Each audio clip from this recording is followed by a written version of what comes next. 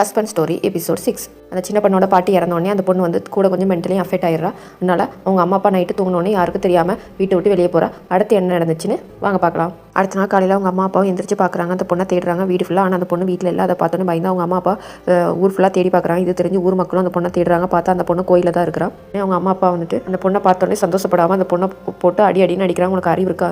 ஏன் நைட்டோ யாருக்கு தெரியாமல் இங்கே வந்து படுத்துருக்கதுட்டு கேட்குறாங்க. உடனே அந்த பொண்ணு அழுதுகிட்டே எனக்கு பாட்டி ஞாபகம் வந்துச்சு. பாட்டி எப்பவுமே இந்த கோயில் தான் என்னை கூட்டிகிட்டு வருவாங்க. அதான் ஞாபகமாக இங்கே வந்து படுத்த அப்படின்னு சொல்லிட்டு அந்த பொண்ணு சொல்லிட்டு அழுகுறா. அதை கேட்டோடனே அவங்க அம்மா அப்பா கூட கொஞ்சம் அடிச்சு இழுத்துட்டு வீட்டுக்கு போகிறாங்க. அதை பார்த்துட்டு ஊர் மக்கள் ஏன் அப்படி அடிக்கிறீங்க, அன்பா சொல்லி திருத்துங்க அதுட்டு சொல்கிறாங்க. ஆனால் அம்மா அப்பாவும் கேட்காம கோவமாக அந்த பொண்ணை கூட்டிகிட்டு வந்துட்டு வீட்டுக்குள்ளே வந்து திரும்பியும் அடைச்சி வச்சிடறாங்க.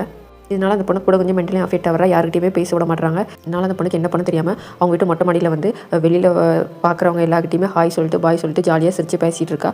இது அவங்க அம்மா அப்பாவுக்கு தெரியாமல் தான் பண்ணிகிட்டு இருக்கா. இப்படியே நாட்கள் கிடக்குது.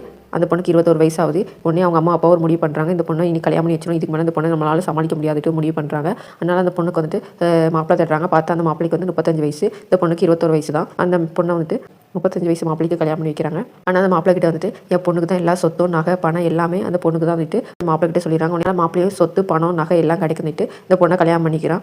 இந்த பொண்ணை பற்றி எல்லாமே மாப்பிள்ளைக்கு தெரியும்.